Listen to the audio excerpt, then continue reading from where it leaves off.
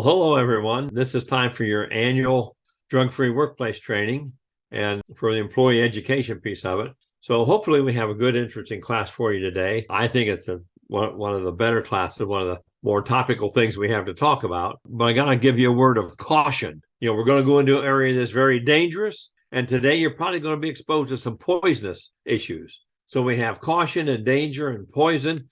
And what does that generally lead to? Death. And death in the form of fentanyl. I won't emphasize enough to you today that fentanyl is a killer. You're about to get a fentanyl overdose. Now, don't get too excited about that because that means you're going to get an educational overdose. You're not actually going to get some fentanyl. I'm sorry for those of you that like it, but that's not going to happen today. Fentanyl, and the use of fentanyl is skyrocketing across the United States. And, we don't see that changing. It's going to keep going and getting worse every year. I think last year we had something like 107,000 overdose deaths and 72,000 were the result of fentanyl. Fentanyl has a high probability for misuse and often leads to severe psychological, physical dependency and death. If you use too much fentanyl, if you overdose on it, you're going to die. So synthetic, very powerful opioid that falls in the same class of things like morphine, oxycodone, and heroin. It's a controlled substance, but it can also be prescribed. It can be in prescription form, actually for severe pain and terminal cancer patients. It's used sometimes in nursing homes. If somebody's in a nursing home and they have a lot of chronic pain, they'll give them a fentanyl patch. It's just a gauze pad. In the middle of it's a little pouch. That's fentanyl, and they put that on your shoulder or the back of your shoulder or something, and it'll just absorb into your system and give you some pain relief.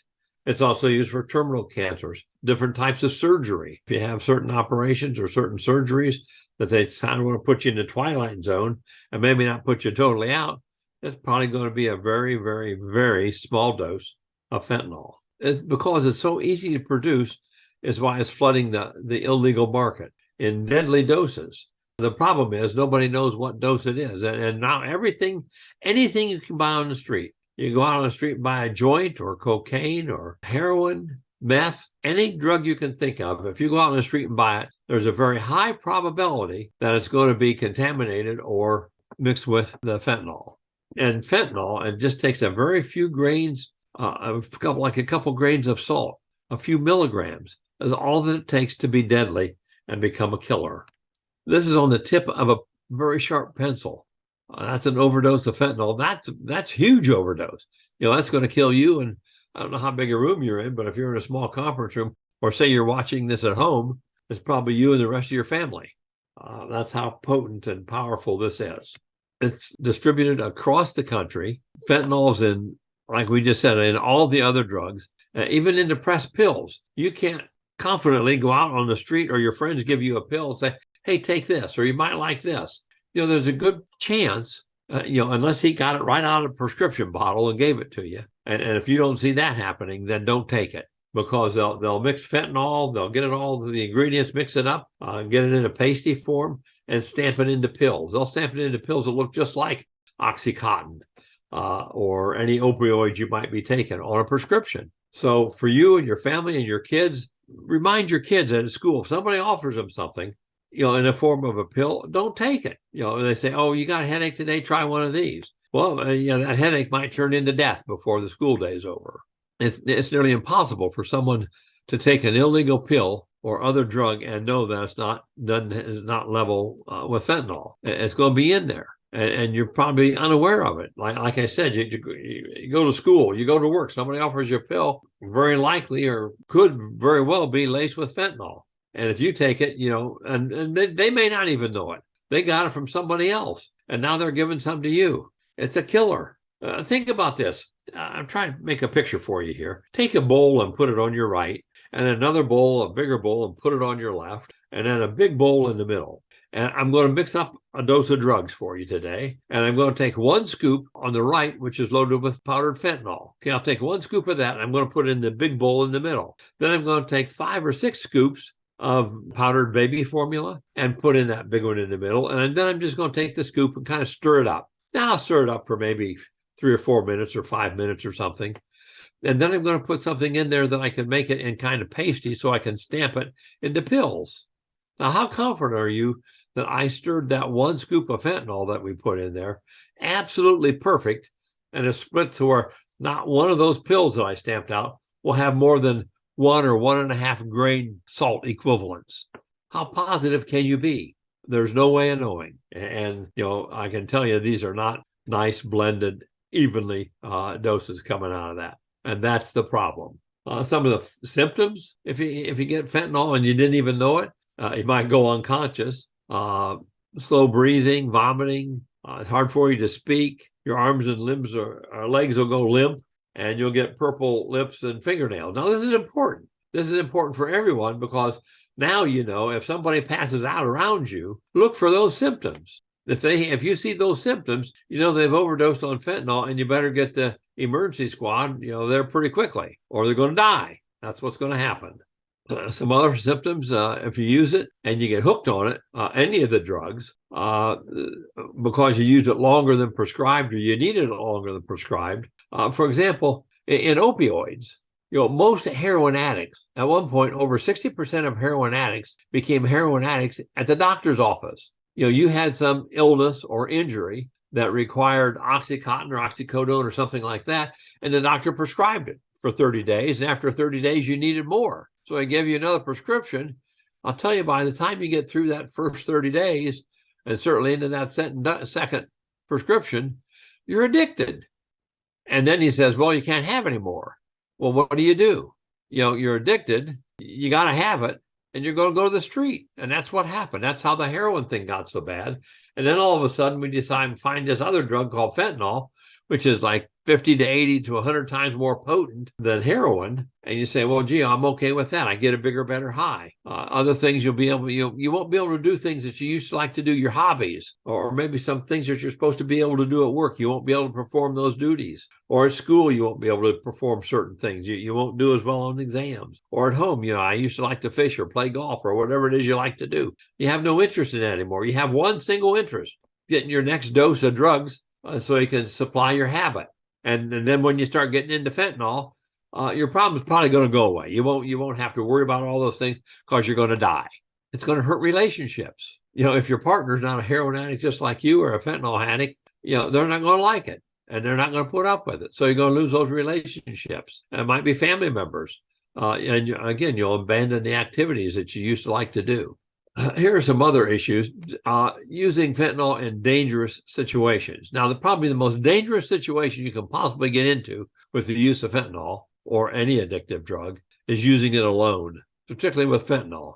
If you overdose and pass out, there are some solutions to that. You can get a squad, and they can get there, and they'll give you some naloxone or Narcan or something like that to revive you. And we'll talk more about that a little bit later. It's a very dangerous situation. And then to continue use after you accept it as causing mental and physical problems, now I'm aware of it. I know I have this problem, but I continue to use it. At some point in time, it's just going to get you to where you're going to overdose and die. The worst thing that can happen as part of your addiction is you actually begin to develop a little bit of a tolerance for it. Now, what that leads to is death, because your tolerance is going to say, hey, I want more. And eventually, you're just going to overdose and die. Or if you decide, no, I'm not going to do this anymore, which is a great choice, but you can't do that alone. If you just try to withdraw symptoms on your own, that's probably not going to be a good idea, because that leads to a bunch of problems itself. There are serious side effects to stopping fentanyl abuse or heroin, and it's dangerous, even deadly. So you want to get medical supervision. You want to go to the doctor. You want to go someplace where you can get help and get down off of it slowly. And I'll show you some drugs and things that they use for that in a little bit. Now, this is all fentanyl. And here's a DEA warning that says, hey, you got a problem with fentanyl. It's addiction. And now we're going to go after your kids. So look around the room and just tell me, how many of you have kids? Put your hand up. I mean, this is if you're in a small conference room or something. Or, if you're watching with your family, then we're talking directly to them. And it wouldn't be a bad idea. Maybe your family like to sit around if you're doing this at home and see this presentation. Because now they're targeting young people. That's all fentanyl, and it's to target the young kids. Officials with the U.S. Customs and Border Protection Agency, this goes back into late September of 2022. 200,000 fentanyl pills were hidden in a compartment of a vehicle at Port Nogales, Arizona. That was on a Saturday in late September. Then I think it was like a couple of weeks later, which would be early October on a weekend, they confiscated like 500,000 fentanyl, 500 pounds of meth, and 100 pounds of cocaine at our very, very secure southern border. And I gave you a couple because I had some weekend updates. This isn't just a weekend. That kind of stuff is happening every day, every single day. Meth and drugs are pouring across our very secure southern border. We talked a little bit about this, but fentanyl is also used for medical purposes. From a medical standpoint, it's made in very sterile factories. We talked about the blending. That's very precise and consistent and blended very carefully. It's administered by doctors in very small amounts. And so it has some legitimate medical uses. And death is, very, very, very uncommon when it's used medically as an anesthetic or whatever it may be used for. On the other hand, look at the right-hand side. We talked about how it's made. You're sitting in your kitchen or your basement or the garage or wherever you were with those 3 bowls, and we throw them in there. And so it's kind of sloppy mixing. It's random dosage because, I stamped that into, maybe I made 1,000 pills from that. Are all 1,000 going to have a precise amount of fentanyl? Absolutely not. Some of them may not have any. And some of them may have 2 or 3 times the amount for you to have an overdose. It's very, very dangerous and very, very deadly. I thought here at the bottom of the screen, you'll see the fentanyl is everywhere. An estimated 250 to 500 million pills of fentanyl are circulating around the United States at any point in time. As we speak, there's that many out there floating around. So we have to do something about this. And look, in the United States, our population is estimated at about 350 million. And if you take out babies and toddlers and say under 12 and over 80 or something like that, that means the rest of us, well, the rest of you, I'm in the over 80, the rest of you probably have access to 10 or 15 or 20 doses. I didn't do the math. You can do the math. So it is a problem. Here, I just found this interesting. It was about drug trafficking. And it says fentanyl is responsible for about 2/3 of the record 107 overdose deaths that we talked about. And here's a mother that was trying to get the word out to everyone that fentanyl doesn't discriminate. It'll kill anybody. And she lost her 19-year-old son after he overdosed on fentanyl poisoning. Here's some other pictures. I suppose these were wrapped and sealed tightly and dropped in some kind of a liquid drum. So maybe they wouldn't be detected in those little strings. When it gets to the other end, they open up the drum filled with water, oil. I don't know what they put in there. Pull those out, and all they have to do is unwrap those, and they're ready to go out to the kids, like little children thinking this might be candy or sweet tarts or Skittles or stuff like that. And sometimes that's the way they're packaged. This was Connecticut's U.S. Attorney's Office. Traffickers caught in Connecticut with 15,000 fentanyl pills. So you got to be careful.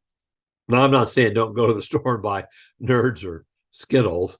Just don't go out in the street and buy them from somebody. Now, it's so bad, and this just blew me away. This was back in May, that we now have National Fentanyl Awareness Day. It's so bad it has its own holiday. I shouldn't call it a holiday. Its own awareness day. Now we just had Thanksgiving, we had Halloween, and we have Christmas and Valentine's Day, and Labor Day and Memorial Day, and all, days for just about everything. And the funny thing was, now you get a day off for most of those. So I had some wiseacre in my class that I was on site doing, and he says, "Well, are we eventually going to get a day off for National Fentanyl Awareness Day?" Well, the boss was sitting there, and I thought he had a perfect answer. He said, "Yes." He says, "We won't even wait for it to become a national holiday. We'll give you a holiday and then as many days off as you need after that. In fact, don't bother coming back to work." So, if you want a day off because it's National Fentanyl Day and you're a fentanyl user, you just lost your job. Now, how are kids getting this stuff? Well, here's a recent article from the New York Post. And it says the deadly drug has been found in vape pens, high school campuses, and middle school, high school, and college-age kids are being targeted with things like oxycodone, Adderall, and Xanax. Now, the one big drug, the important drug on here is the Adderall. There's a notion, and it started several years ago. That's nothing new, but there's a notion if you take Adderall that you will probably increase your grade point average at school by as much as 5 points. Well, think about that. If I'm in a school and I want to graduate the head of my class, because typically the head of the class gets the best jobs, and as you get down, the jobs that are left go to the ones toward the bottom of the class. And I don't care if you're going to medical school, whether you're going to law school, whether you're going to technical school to be an electrician, or you're going to technical school to learn to drive a crane or to erect a crane, or whatever kind of technical school you might be going to, the top of the class are the ones that's going to get the jobs. So if I'm sitting there and I can rate my grade point average, our top group right now is around 90. If I can raise my grade point average to a 95, and then I go out in the marketplace and look for a job, I'm going to be very high on the list because he was at the top of the class. He rated best at medical school. What you don't want, you might ask your doctor the next time, where'd you graduate in your class? Because you don't want the doctor that graduated in the bottom of the class, or the surgeon that graded in the bottom of the class, or the technician, or the erector here at your company, a crane erector, the bottom of his class, so he barely made it. You want to stand under that crane while you're hauling goods around, while you're hauling I-beams or something like that. How well did he do a good job on his job? Well, you hope he did, but he was at the bottom of his class. I want somebody that knows what they're doing. And I assume you do too. Now, here's the other part of the deal. Drug dealers can now connect with your kids online through social media platforms like Snapchat, Instagram, TikTok, and YouTube. Now, I'll ask you again, how many of you have kids? Raise your hand if you're in a class environment here. Now, how many of your kids have phones? And I'll bet you everybody that had their hand up, unless your kids are toddlers, if they're teenagers, they have a phone. When's the last time you looked to see what they're doing on their phone? And I'm assuming the answer is never. Well, there's all kinds of things they can get into. They can order drugs. They can get about any kind of drug they want using their phone. They know who the dealers are and how to get a hold of them. Or they get challenges. TikTok is probably the very worst one. TikTok is owned and operated by the Chinese government. The communist Chinese government owns and runs TikTok. Now, you think through TikTok that they're trying to put things into the heads of your kids, or you if you're using it? It'll be subtle, but that's what they're doing. In fact, not too long ago, they came up with a TikTok challenge. And we're going to talk more about that in a minute. But a TikTok challenge is basically, they'll come out with something and try to get people to try something. A TikTok challenge might be, well, see if you can lace your joints with a little bit of fentanyl and see how much better your joint is. Or why don't you try this or that? Who knows what they're trying to tell your kid to do? But we'll come back to the TikTok challenge in a minute. I'm just going to spend real quick time here talking about how it's distributed. This is an unclassified document from Department of the DEA intelligence report. Here you can see India on there, and India basically ships the material to make fentanyl, and most of it, as you can see, is going into China. And China has like 35 or 40 manufacturing facilities, one in a fairly unknown little community called Wuhan. I don't know if you've ever heard of Wuhan, China, but if you haven't, I don't know where you've been for the last 2 years, because that's where we think COVID came from. But then you can see it's all, and China's shipping a lot into Canada, a little bit directly into the United States, but not very much. And most of it goes to Canada. And then from Canada, guess what happened? It comes up through our very secure southern border in the United States and just floods the United States with this stuff. China is the number one resource for fentanyl. Now, here are some things you can do, but I'm going to give you some cautions along with it. Naloxone or Narcan, if you call the paramedics, because somebody's overdosed, they'll come out, and if it's fentanyl or heroin, they'll give them a shot of Narcan or naloxone, like it says here. And in just seconds, less than a minute, they'll be revived. But step back, because they're going to be very mean, very angry, and they're going to want to beat the crap out of you. In fact, around the country, some sheriff's office have said, hey, we're not going to do that anymore because too many of my deputies are getting beaten up. Well, law says that they can't decide those things, that they have to give the shots. But paramedics, I do a lot of work with paramedics, and I had some in class a while back, and the young lady, I asked her, I says, well, do you get a lot of runs for that? And do you use it a lot? And she says, yeah, we had one a while back, and I used 5 doses of naloxone, and my patient survived. Says my buddy that was with me, he used 8 doses and said that was enough, and his patient died. Now, you can go to the grocery store, to the pharmacy. You as an individual can go and buy naloxone or Narcan at almost any pharmacy or any grocery store pharmacy. And there'll be instructions. They may even tell you how to use it. Here's the problem. How many doses do you have to buy? Are you going to buy 1? Are you going to buy 2? I told you 2 of my paramedics, one did 5 doses and the other one did 8, and that wasn't enough. So do you buy a dozen so you're safe at home? Well, I can tell you most homes probably buy 1 or 2 and figure that's going to do it. So you're kind of playing Russian roulette there. Well, how many is going to be enough? And now if you really want to play Russian roulette, let's go down to the fentanyl test strips. They can measure and detect traces of fentanyl before drugs ingested. And here's some of the names you can see here.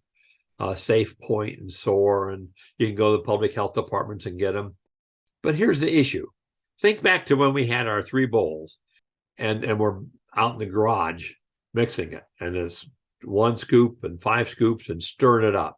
And then I put something in there so I could make it into pill form, some pasty thing, so I could stamp them out and make them look like pills. And you just bought a dozen of those pills, but not a big deal because I have my fentanyl test strips. Okay, you take your pill and you crush it up, or however it says you have to do it, and you test it, and it says it comes back negative. There's no fentanyl in here. Okay, now the thing we know for sure, there's no fentanyl in the pill you just destroyed and used for your fentanyl test. Now, what about the other 11? So you test another one, and that one comes back clean. Now, that's close enough for me. I'll do the other. I'll take all the others. Or maybe you do the second one, and the second one comes back positive. So there's some in that one. So now what do? Do you get rid of all of them, or do you kind of try to pick and guess, sort of the old Russian roulette kind of thing? That's bad news. So while I think it's a good idea to have stuff like that, I don't know that I depend on it. Never use alone, because if you use alone, we don't even have the option to get you naloxone or Narcan. You're just going to die. And so it's important for all of you viewing this presentation to spread the word that fentanyl is a killer. Drugs are a killer. Fentanyl is worst of all, but it was 72,000 out of 107,000. So that other 30,000 or so, they died of overdoses from other drugs. Drugs and fentanyl are killers. Doctors have had some warning about things laced with fluoride. It says anyone who purchases what they think is cocaine, Adderall, Oxycontin, Percocet, or another hallucinogen or stimulant, even some vape pens that you get online, you should assume that it contains fentanyl or other poisonous substances to boost its power. Okay, think about that. These are physicians saying that's what we see when you come in here. So that's happening. So be aware. Laugher in here in your presentations. One year we talked about too much nutmeg on the pumpkin pie. Well, this year my big warning is don't cook your chicken in NyQuil or Dayquil or anything that has acetaminophen, dextromethorphan, things like that in it. Because here's what happens. When you put that in the pot and you boil it to cook your chicken or your turkey or your ham or roast beef, whatever you're having for the holidays or whenever you're having it, when those heat up, they become farmed up. It becomes much more potent. I guess I'm also giving those of you that are hooked on the drugs another way of cooked NyQuil, and you get maybe a bigger high from that. But the strength of those drugs in NyQuil or other things containing those drugs are going to have the same symptoms. So when you smell just vaping, you don't have to eat it. I suppose if you eat it, it's even worse. But the vapors alone will give you a much bigger high and probably more intense high than if you're trying to use it for some other purpose. So just beware. It's not a good thing to do. Now, what's funny about this, and this was the TikTok challenge, to cook your chicken in NyQuil to see what happens. And when they first came out with their little challenge, they got 100, 200 hits in about the first week. And I don't know if anybody ever really tried it or not, but people were hitting that to see. Then the DEA and the Food and Drug Administration found out about it. So they looked into it and they said, oh, we got to take control of this from the government standpoint and put out warnings so everybody knows what this is about. So they did that, and they put it all together, and they put everything out that they could find about this and the warnings and everything. And now since the DEA and the FDA came out, they've had like tens of thousands of hits on their website to find out about it. So it's, again, another one of those things where sometimes government gets involved and it kind of gets worse instead of better. Gabapentin, that's one of the drugs that, doctors may put you on this to kind of begin to get you off of fentanyl and heroin and things like that. You can read the side effects here. I don't know who wants to go around feeling like that, but I guess it's better than the way you felt when you're on heroin or fentanyl or both. It has buprenorphine, the same kind of thing, very similar symptoms because we're trying to get you off the same kind of drugs. It's not something I'd want, but it's probably a whole lot better than just the drugs themselves if I'm really trying to get off of the drugs. This just says that overdose deaths went up substantially in the first 6 months of 2020. We'll have probably much more updated numbers for you next year. Now, this was kind of a question. Do Ohio residents do drugs at a higher rate than everybody else? Because we overdose and die at a higher rate than most other states. And the answer is no, we don't use drugs exceptionally at a more higher rate. What we do is we use drugs that are more pure. That we started fentanyl much before, but at the bottom there it says the pattern of Ohioans importing fentanyl began much earlier than any other state. So we got the fentanyl earlier. We didn't use any more of it than anybody else is doing now, but we started earlier. And then we're also a hub for every drug cartel, in the world. So drugs come in here into Central Ohio more pure and then get cut and cut and cut and cut as they go out to more dealers in other states. And so we get a much stronger dose of it here in Ohio. So those are probably the two things that are causing the biggest problems. Now let's switch gears and talk about recreational marijuana. We talked about this a little bit last year. And last year I told you it was going to be on the ballot this year. And that didn't happen, did it? Well, I didn't lie to you. Let me tell you what happened. So it's hopefully I'm off the hook that I didn't lie to you. The medical marijuana, recreational marijuana group got together and said, hey, we got everything we need to do and all the approval to get it on the ballot for November that we just voted. And the political people, the politicians said, hey, we need to talk because we have a whole lot of politicians. This is the year that we vote on all the House members and a lot of the Senate members. And so we don't want you influencing the political bringing on your recreational marijuana. So we'd rather have you hold off a year. And the recreational marijuana people said, well, we're okay with that because we don't want all your political people coming in that normally don't show up to vote, that would show up and then vote against our recreational marijuana, and then that would hurt us. So they both agreed marijuana will hold off, and political, of course, you can't stop it. It's going forward regardless. And so now that that's over, they kind of struck a deal. They struck a deal that says, well, legislature or political people, if you put some legislation in effect that we agree to by the end of April of 2023, then we won't need to put it on the ballot. However, if you don't and we can't agree on something, then we'll put it on the ballot next year. Well, it might be difficult to agree on something because let me tell you the basics of what the recreational people want to do. They want to start off by saying you can grow your own. In fact, you can you can have 6 mature plants and then 6 that you've just planted to start growing. 12 plants in different stages of growth, but you're never allowed to have more than 6 mature plants. So that was number 1. Number 2 is, oh, by the way, you can't sell it. It's only for your personal use. Yeah, try that one for a little while. You can't sell it. How are you going to know whether I'm selling it or not? It's my neighbor. It's my relative. It's my coworker. And then you can never have more than, I think it's going to be 2.5 ounces in your possession. And what that means is that you can roll about 70 joints. 2.5 ounces of marijuana will roll about 70 joints. So that's all you can have in your possession. Now, I can see another party coming into play here. We're going to talk in a minute about the medical marijuana. Well, we started this whole medical marijuana thing. Remember when we started off, you could only have 20 illnesses. If you have one of those illnesses, you can have medical marijuana. Well, that list now has grown quite a bit. They have a new law that says a well-qualified physician can recommend medical marijuana for any condition that his education allows him to do so. Well, what that means is if I'm a heart surgeon and one of my heart patients, I can't prescribe it as a heart surgeon. I can't prescribe it to somebody that has a broken ankle. I could go to, my heart patient or somebody that's qualified to knee joints. Well, they can prescribe it to their patients, but they certainly can't prescribe it to a heart patient. So you're restricted to whatever your field of medical is. So you can do that, but that's where it's limited. Now, remember, the recreational marijuana was waved ahead by Attorney General Dave Yost. So they're set to go for next year if it needs to be back on the ballot. Here were the 20 qualifying conditions we talked about when we first started. Okay. Now there's already been a dozen or so added to this list. And now, if you're a heart surgeon or a heart doctor, you can prescribe to any of your patients. If you're a knee doctor or a knee hip replacement kind of guy, you can prescribe it to any of your patients, or any other kind of doctor specialties that we have. They can prescribe it to any of their patients. So it's just wide open right now. Remember when we first started with the medical marijuana, you have to buy the seeds in Ohio, plant it in Ohio, grow it in Ohio, manufacture it in Ohio, inspect it in Ohio, sell it to the medical marijuana dispensaries in Ohio. That was the whole Ohio plan. And that's been up and running now for a couple of years. I want to take a second and just tell you about what's been going on over the past several years with the amount of THC, which is what gets you high, in marijuana.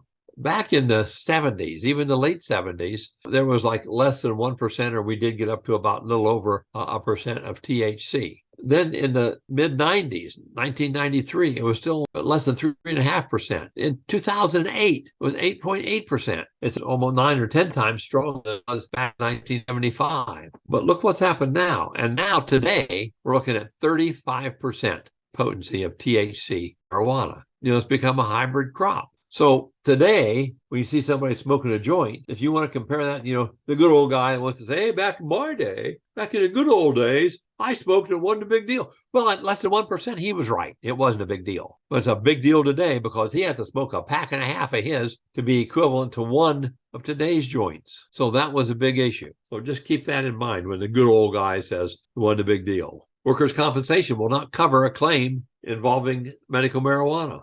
If you've been prescribed medical marijuana and you have an accident, and that's what caused the accident, workers' comp won't cover that claim. This is 2021. We had about 359,000 recommendations to 316 registered patients, and you can see the breakdown. Now today, we're up closer to the 375 to 380,000 and about 325 or 30,000 registered patients. So that has grown. Now, this is interesting. Ohio State recently did a study, and they found that right now, they did their study, I think, like in the summer or late August or something, early September. There are only 605 physicians registered in the state of Ohio to prescribe medical marijuana. Now that we've opened it up to all those other physicians, they probably still have to go through the same and be certified to do it. So that's going to grow, but don't look for that to become 2 or 3 or 15 or 20,000 physicians. That's probably still going to be maybe 1,000. And costs have changed. Back in 2021, $8,800 a pound, $550 an ounce, or $20 a gram. Remember, back when all this started, you could go to the street and get an ounce of marijuana for anywhere from about $27 to $30 compared to $550 in 2021. So do you think we've totally dried up the street market? Well, not those prices, because now they're saying it's $20 a gram. That's just a little less than what I used to pay for an ounce. It's going down. It's getting better, but you still have to pay $465 an ounce compared to the old. Now, would it be unreasonable? I don't know the answer to this. Would it be unreasonable to suspect that the street dealers have raised their price some and maybe, I don't know, $50, $60, maybe $100 an ounce? Compare that to the $465 that you get through medical marijuana. So we still have a lot of stuff going on out on the streets. Now, having gone through all this, I think it adds another interesting twist to the recreational marijuana, okay, and kind of the legislative approach. And think about this. If you're in the medical marijuana and you have a big grow facility, you're paying about $200,000, I think now it's every other year, just to maintain your license, let alone building the facility and the amount of cameras and everything. So you've got a huge investment in this. Just go down to the dispensary, rented or acquired a building. They've hired people. They're making some kind of a profit or they get out of it. So they have a big investment in this. I have trouble seeing that they're going to stand by and let the recreational people come in and say, oh, we want this law passed through the legal side of things. So we have the legal, the recreational, and the medical. So the medical people are saying, wait, if everybody can grow their own and do their own thing, you're going to put us out of business, or you're going to drastically impact our business, which I think that stands to reason. So I think while they haven't come forward yet, I think probably in the next year, I see a big three-way battle coming up here as to what the legislator wants, what the recreational marijuana people want, the free-for-all, and then kind of the medical marijuana that's down the middle, but paying all the money. So we'll just have to see how that plays out. Ohio has increased the number of dispensaries. We've gone up now. We have 130 dispensaries statewide. And like Franklin County, they went from 6 to 15, Hamilton from 3 to 11, and Summit from 3 to 5. Now let's talk a little bit about hemp. Hemp and marijuana are very similar plants. They're from the same cannabis family of plants. They smell the same, and they both produce CBD oil. And that's what we're going to end up talking about now for the next few minutes, will be the CBD oil. This is a hemp plant. Hemp has been used for years for 50, in excess probably of 50,000 different uses. Here you can see a few for clothing, diapers, handbags, shoes, fine fabrics, canvas, tarps, carpeting, netting, caulking, printing, newsprint, cardboard, varnishes, paints, fuels, solvents, and body care products. Those are all uses that, because hemp is legal, and those are all legal products. It's fine because you're not, I don't know if you go out and buy a new hemp suit and you want to get high, you eat it. I don't think that's going to have any effect on you, but I should have said that, somebody will probably try it. But here's a comparison between the hemp versus the marijuana. The hemp plant grows to about 20 feet tall, contains 0.3% or less of THC, no psychoactive properties at all. Okay. Now, marijuana, on the other hand, grows, it's much shorter, and it produces, resembles a bush with leaves and buds around it, kind of, in together, more of a bush. But it does grow to like 10 or 12 feet high. But it contains anywhere from 5 and, that's kind of old days, to 35% THC. So the psychoactive has big side effects. It's going to get you high. So now if you use marijuana CBD oil, you got a problem. And we'll talk about that here in just a second. Kind of a list, and a lot of people say this is what helps it does for them. Now, I don't know that it does all this for anybody, but some people say, hey, it's helped reduce my blood sugar. It's helped me with convulsions, opens up blockage in my arteries, or releases stress and muscle spasms and all these things. Well, if that's true, if you know what you're doing, then it's okay. I don't think anybody's going to say you can't use CBD oil if you use the right one. And I'm going to take a second and tell you what the right one is. On your left, you see all that pretty color stuff. That's marijuana plant. That's what the marijuana plant's made up of. On the right, that's pure, and we've taken everything out of it. And so all that's left is pure hemp. And that's what we call isolate. We've isolated, so it's pure. Now, if you use the one on the left from the marijuana plant, you're going to get high, you're going to test positive, and you can very likely lose your job. And that's also medical marijuana. So a lot of the medical marijuana is going to cause you to fail your drug test. And most employers, in fact, any employer that has a drug-free workplace program, they do not accept the medical marijuana card as a free pass to using marijuana. If you fail your test, don't whip out your medical marijuana card and say, oh, it's okay. It's not okay, and there'll be consequences. If you're using pure CBD oil, you're going to be okay because it has less than 0.3%, okay? Less than 0.3%. And how do I know? You can read the label. And this is what you can buy. Every little strip mall, every shopping mall, practically every corner anymore has someplace that sells CBD oil. Just make sure that it's isolate and it has 0.3% or less THC, and nobody cares. It's not going to cause you to fail a drug test. I mean, if it says use this way and you're using 20 or 30 or 50 times so you can get high, well, yeah, it's a problem. But if you use it as directed or as you're supposed to use, then you don't even have to worry about failing your drug test. That's not going to happen. So CBD oil from the marijuana plant is going to get you in trouble and could cost you your job. CBD oil from the hemp plant, not a problem. Okay, now we're going to shift gears one more time, and we'll start talking about a little bit about alcohol. We've been over this the last few years, so I'm not going to spend a great deal of time on alcohol, but we'll spend some. We'll talk about some of the factors. Here you have a 185-pound man. And a 185-pound man, 2 drinks in an hour, no problem, unless you're a CDL driver. And I should probably talk about that in a second because I suppose many of you are CDL drivers. 3 drinks in an hour are going to get you to a 0.045, which at work gets you in trouble because at work, While driving to work, it's a 0.08. At work, it's a 0.04. And then you can look at the same thing for women while I talk a little bit about the CDL drivers. The CDL drivers, if you have a CDL license, your top limit ever is 0.04. If you're driving down the street and going home from church and you blow more than a 0.04 because you took a little too much communion, you'll fail your breathalyzer test because you are always at a 0.04 or below. Now, if after this presentation, you have to get up and jump on a piece of equipment that requires your license, if I test you before you get on that piece of equipment, just sitting here now, it's a 0.02. Class is over and you jump on that and says, hey, I want to do this again. And you jump off of that piece of equipment and I test you. It's any measurable or detectable amount. Any. If you just use mouthwash or cough syrup that alcohol base, you just failed and very likely going to lose your job because you failed. It's any measurable or detectable amount, period. This gives you an idea how long, with different saliva, alcohol is going to stay in your system for about 8 hours, urine, 80 hours, breathalyzer test, going to be about 24 hours, and the hair is going to be anywhere from 3 to 4 months. Okay, it stays there a lot longer.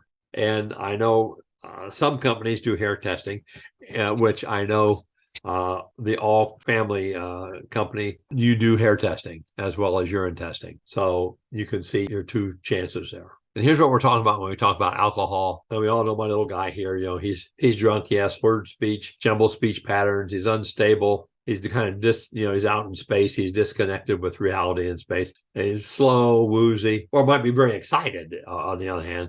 So that's kind of what we look at when we're looking at the drunk. We have kind of the risk factors, short-term and long-term, and one is medical. And the other one has very little to do with medicine. And it all has to do with kind of drunk driving or getting drunk, motor vehicle crashes, falls, drownings, burns. You do stupid stuff when you're drunk. Homicides, suicides, sexual assaults, risky sexual behavior, unintended pregnancies, all those kind of things. Those are medical issues. That's just being drunk and stupid. Now, being drunk, stupid, and a medical effect, you're going to have high blood pressure, leads to heart disease, strokes, liver disease, different types of cancer, breast cancer, mouth and throat, liver, colon. You'll do poorly in school or on any kind of exams you're taking, depression, anxiety, and so on, and which leads to lost productivity, family problems, and many times unemployment. So you can see the two kind of are divided, but all of them are very, very important. As we've talked in the past, we always thought that, well, if I'm drinking beer and somebody else drinking wine or mixed drinks, I'm okay with they're going to get drunk. Well, if you have a standard mixed drink, a standard glass of wine, and a 12-ounce can of beer, by volume, the amount of alcohol is exactly the same. So if 3 people are sitting in a bar drinking, and one's drinking a 12-ounce can of beer, another one a standard glass of wine, another one a shot with something, or over ice, I don't care, the volume's the same. And if we drink at the same rate, every half hour or 15 minutes or every hour, whatever it is, if we're drinking at the same rate, we're all going to get drunk about the same level. And it's all going to take us the same amount of time to sober up. So if you end up at like 1.5 or 2 times the legal limit, all 3 of you are going to have, a good 8 to 10 or 12 hours to sober up. And we'll look at those here in just a second. We've talked about this before as well. Your peak blood alcohol level goes up very fast. You get to the peak very fast and you come down very slowly. Okay, so it's going to be an hour to an hour and a half after I stop drinking before I reach my peak blood alcohol level. So if when I walk out of the bar, I carry a little breathalyzer with me so I won't get in trouble at work. I went out into a drugstore and bought one, and I'm okay. I tested below the 0.04. In fact, I tested, below the 0.04. Now, middle of the afternoon, you slip and fall and get injured, and we have an official test, you might test something higher than that. You might test like a 0.06 or a 0.07 because my blood alcohol kept going up. So if I just made it like I tested at a 0.39 or a 3.8 or a 3.5, I'm very likely not at my peak yet. And when I hit my peak, I'm going to be over my 0.04. So it's just something to think about when you're going to work. And this is another chart kind of showing you the same thing. And while you're going through this, I think you can pause, and if you want to see something longer or so on, so you'll be able to do that. Now, women also tend to have a higher percentage of body fat and lower percentage of water, which influences intoxication, the length of time that it takes for you to get the alcohol out of your system. So what other things could I do? Think about it for a second. what things could I do to get the alcohol out of my system a little bit faster? Well, if you guess things like take a cold shower, vomit, drink coffee, guess what? None of those things are going to help you. Exercising, eating after drinking, vomiting, drinking coffee, taking a cold shower. Like, let's take the coffee, for example. If you sit down and drink coffee for an hour, if it was going to take you 5 hours to sober up, you've used an hour of it up. Now you only have 4 hours left. All you did is now you have a drunk high with caffeine and coffee.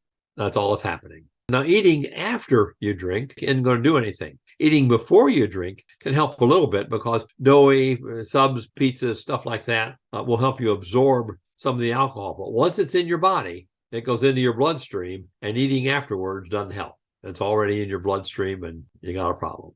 Some quick facts, and this just blew me away, that annually, the effects of alcohol, being drunk, alcohol use disorder, and so on, estimated that 500 million lost work days, not hours, 500 million lost work days each year, which amounts to about $240 billion annually. Now think about that. Think what you, if you're an alcoholic or a heavy drinker, think what you can do to help our entire economy. If we could cut each of those in half, that would be $140 billion going back into the economy, maybe creating new businesses. Maybe better pay raises, more increases at work, but you'd have more spendable income. What all that money goes toward is healthcare, accidents, absenteeism, and lost productivity. Well, if we could cut that all together, think how great that would be. But if we just cut it in half or by a fourth, huge impact that you can have. Now, if you want to give yourself a nice raise,